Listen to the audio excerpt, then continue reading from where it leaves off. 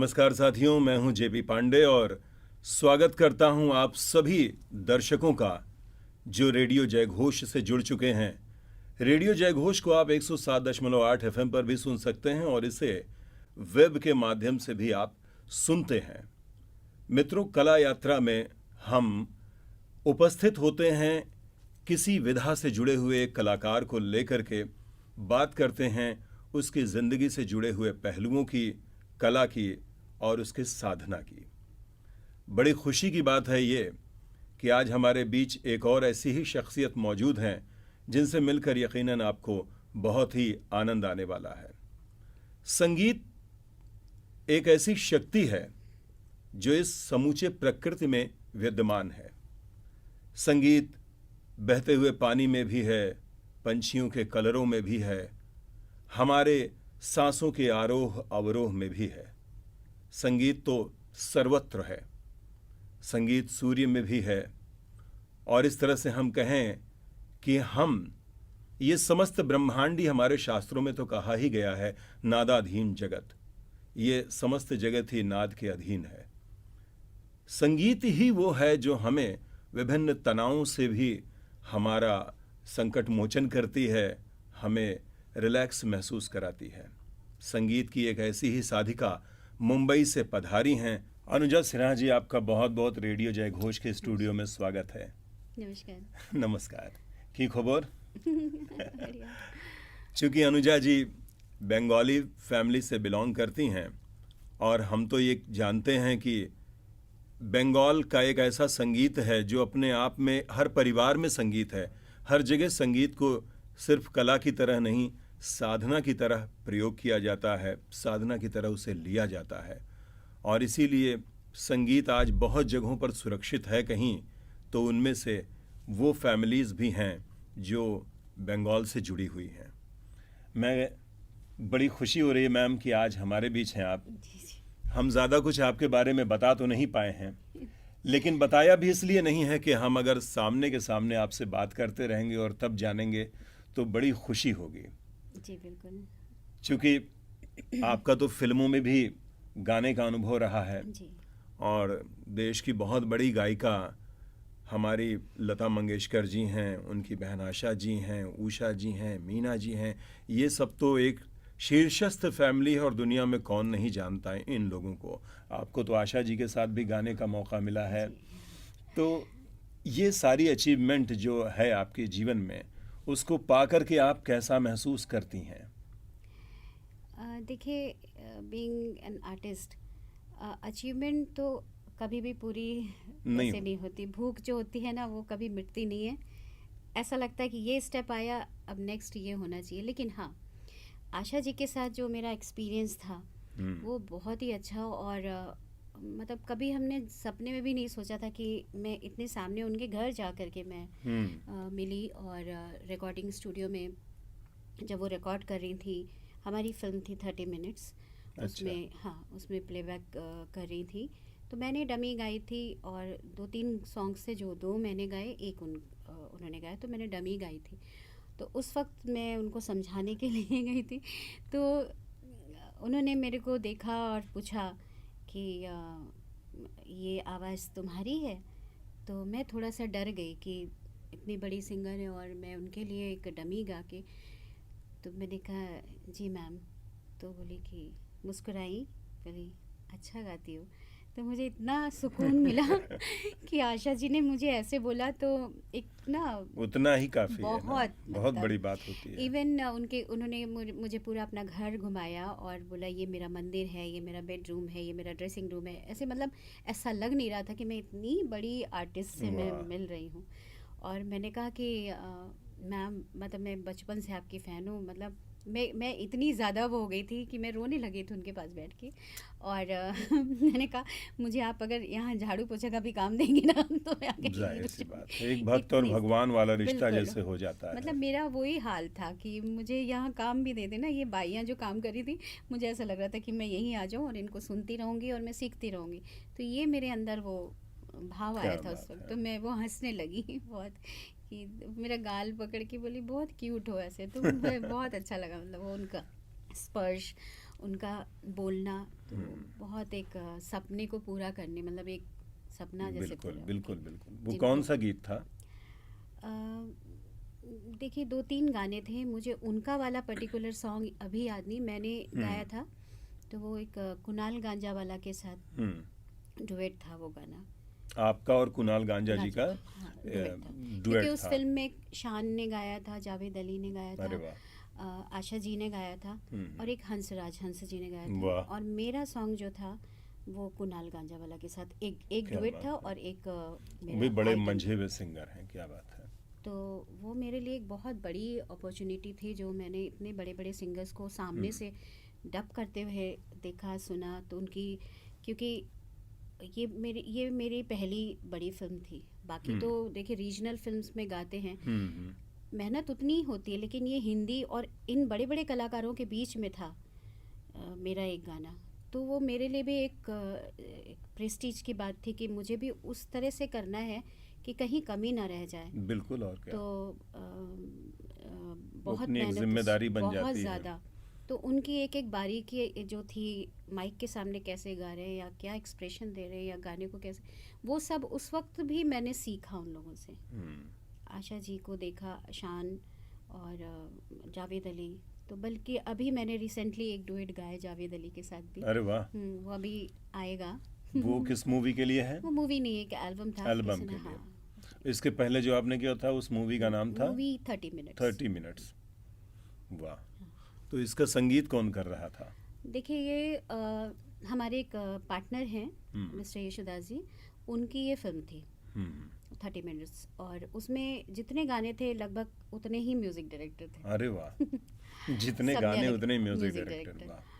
तो अलग अलग मेरे जो गाने थे, वो एक अशोक शर्मा जी हैं म्यूजिक डायरेक्टर अपने पंजाब के, काफ़ी नाम है उनका नाम। अशोक तो जी। अलग अलग सब थे, तो सबको एक जसपाल मोनी जी हैं, उनका गाना था, और एक बीच में एक गज़ल थी, और अच्छा। गज़ल बहुत अच्छी थी, तुम्हें भी मेरी याद आती तो होगी।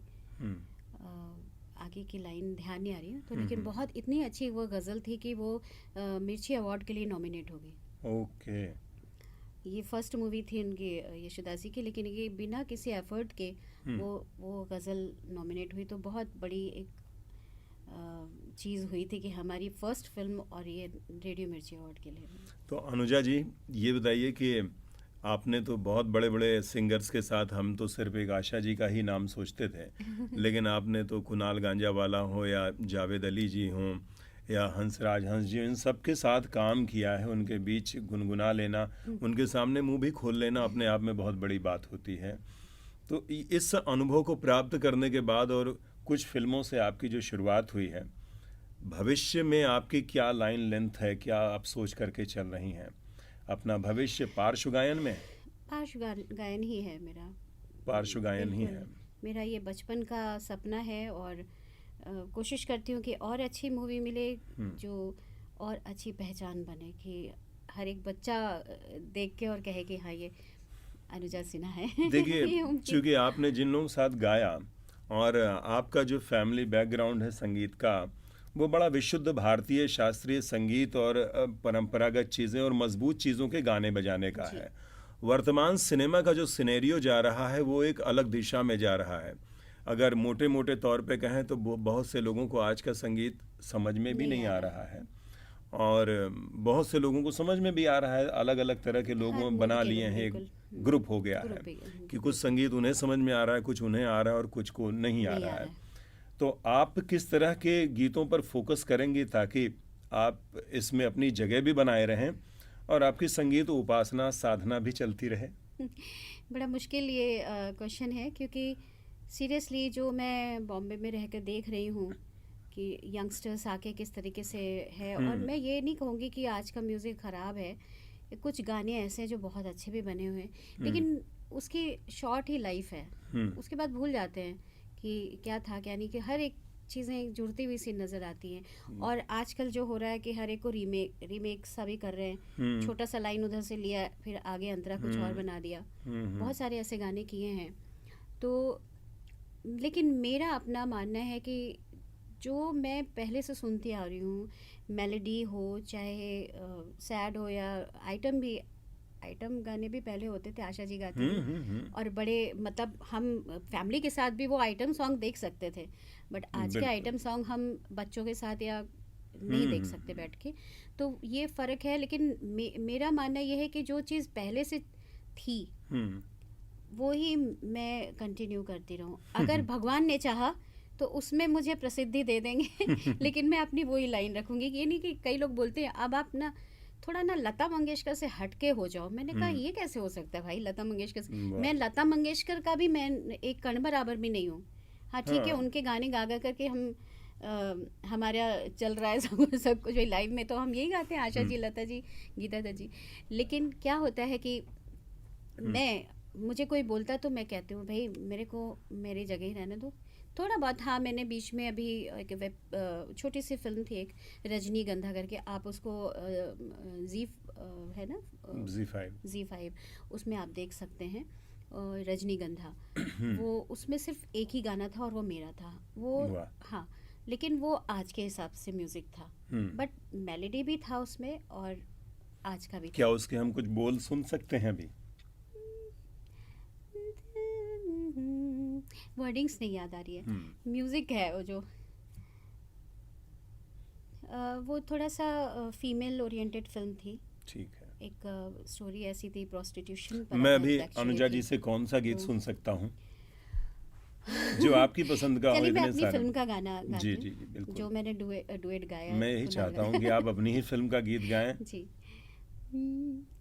जादू सा छाया दिल तुझ पे आया, जादू सा छाया दिल तुझ पे आया, हुआ खुद से पराया, दिल खो गया, दिल खो गया, लगता है मेरा दिल खो गया, दिल खो गया, दिल खो गया, हाय दिल ये मेरा कहीं खो गया, ऐसे करके। वाह, क्या बात है।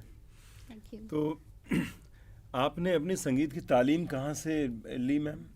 देखिए, मम्मी से, मेरी मम्मी म्यूज़िक लेक्चरर रही हैं। ओके। और उनसे मैंने शुरुआत की है। प्लस मेरी जो एल्डर सिस्टर्स हैं वो भी गाती हैं। माहौल पूरा मेरा हमारे घर का बिल्कुल। और एक बड़ा सिमिलैरिटी आपको बताती हूँ, मतलब बड़ी बात नहीं कह रही हूँ, लेकिन एक छोटा सा सिमिलैरिटी ये है कि लता मंगेशकर जी 4 बहन 1 भाई और हम भी 4 बहन 1 भाई तो हमारे यहाँ भी 2 सिस्टर्स हैं जो बहुत एक्टिव है म्यूज़िक में।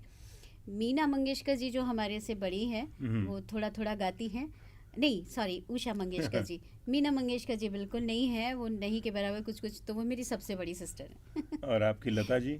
लता जी हमारी रश्मि दीदी हैं रश्मि चौधरी जी। और मैं मतलब अपने आप को कुछ नहीं बोलूँगी, लेकिन हाँ फिर भी जी ये अच्छा लगता है मुझे कि मैं उनके फैमिली से मिलती जुलती हूँ। मैं चाहूँगा कि इस बातचीत के सिलसिले को और भी आगे बढ़ाएं, लेकिन वक्त बहुत ज़्यादा नहीं है इस प्रोग्राम में तो इस सिलसिले को तो हम यहीं समाप्त करेंगे, लेकिन ये चाहेंगे कि आखिरी गीत मोहब्बत का सुना लूँ तो चलूँ, तो आप कोई ये गीत सुनाते हुए इस कार्यक्रम को अगर आप यहीं पर समाप्त किया जाए तो अच्छा लगेगा और हम आपसे कुछ सुनने को भी पा जाएंगे।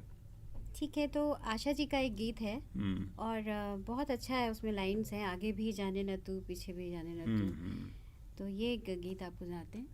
आगे भी जाने न तू पीछे भी जाने न तू, जो भी है बस यही एक पल है, आगे भी जाने न तो पीछे भी जाने न तो, जो भी है बस यही एक पल है, आगे भी जाने न तो।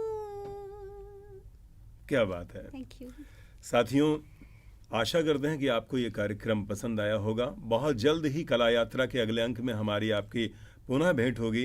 तब तक के लिए जुड़े रहिए रेडियो जय घोष 107.8 FM से। आपका बहुत बहुत धन्यवाद। नमस्कार। नमस्कार। जय घोष।